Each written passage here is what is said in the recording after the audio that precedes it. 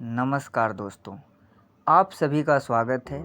काफ़ी समय बाद आज मैं वापस आपके लिए एक हार्ट टचिंग स्टोरी लेकर आया हूँ और मुझे पूरी उम्मीद है कि यह कहानी आपके दिल को छूकर ज़रूर निकलेगी। तो आपका ज़्यादा वक्त ना लेते हुए मैं इस कहानी को शुरू करता हूँ।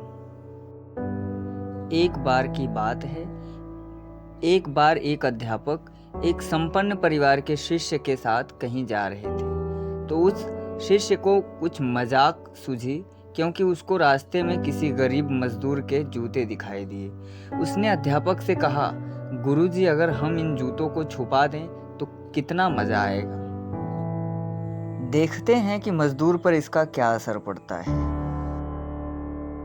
अब उसको तो मजाक सूझ रहा था, लेकिन गुरुजी ने कहा कि नहीं, गरीब इंसान के साथ इस तरह का भद्दा मजाक करना ठीक नहीं है। उसने कहा, क्यों ना हम इन जूतों में कुछ सिक्के डाल दें और देखें कि इसका इस गरीब मजदूर पर क्या प्रभाव पड़ता है। उन्होंने ऐसा ही किया। जैसे ही मजदूर अपना काम करके लौटा और उसने एक पांव अपने जूते में डाला तो उसको कुछ कठोर सा महसूस हुआ। उसने अंदर हाथ डाला तो उसको कुछ सिक्के दिखाई दिए। वह थोड़ा आश्चर्य में पड़ गया। आसपास किसी को देखा तो कोई भी दिखाई नहीं दिया। वापस उसने दूसरा पैर अपने जूते में डाला और वापस उसको उसमें कुछ सिक्के दिखाई दिए।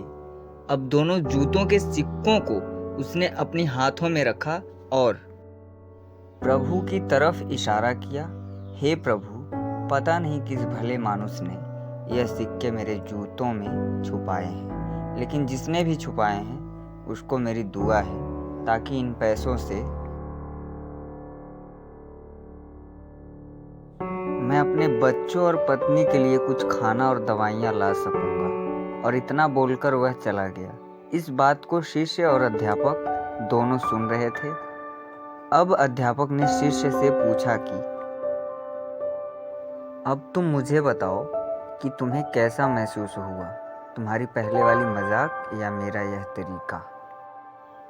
तो उसने कहा कि गुरुजी, मैं आपसे क्षमा चाहता हूँ। अब मुझे समझ आ गया है कि सच्ची खुशी किस चीज़ में है। जब हम किसी की मजाक उड़ाते हैं तो हमें कुछ पल का आनंद मिलता है, लेकिन इससे हमें बद्दुआ मिलती है। लेकिन अगर हम किसी की मुश्किल परिस्थिति में मदद करते हैं और जिसकी भी हम मदद करते हैं उसको भी नहीं पता कि हमने उसकी मदद की, लेकिन अंदर ही अंदर हमें पता है कि हमने उस इंसान की मदद की है। यही सच्ची खुशी है। जब हम दूसरों को खुशी देते हैं तो हमें सच्ची खुशी मिलती है। इसी तरह खुशियाँ बांटते रहिए, लोगों की मदद करते रहिए और दान करते रहिए। जिसके भी आप काबिल हो, जितना भी आपसे बन पड़े, दान करें, लेकिन दान ज़रूर करें।